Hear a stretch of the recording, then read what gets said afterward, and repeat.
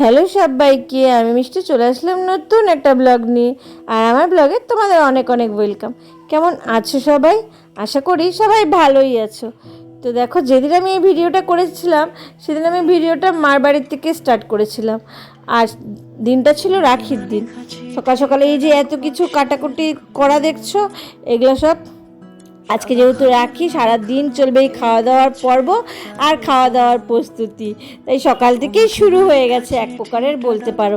এই যে এতগুলো ময়দা মাখা দেখছো, এবার লুচি ভাজা হবে।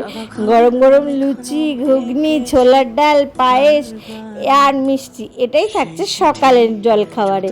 আর দুপুরের জন্য ফ্রাইড রাইস, চিলি চিকেন আর ডিম কষা থাকছে।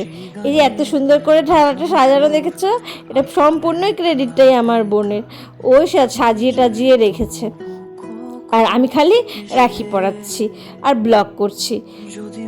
তোমরা সবাই কি কি করলে অবশ্যই কমেন্টস জানাবে। আর আমি প্রথমেই বলে দিচ্ছি, একটা ব্লগে কিন্তু এত কিছু দেখানো সম্ভব না, তাই নেক্সট ব্লগে অবশ্যই সবাই চোখ রাখবে। একে একে সবাই আসছে এখন, আর সবাইকে রাখি পরানো সময় প্রায় শেষ হতেই এসেছে। প্রায় এখন 12টা বাজে, আর 1 ঘন্টার মতন আছে।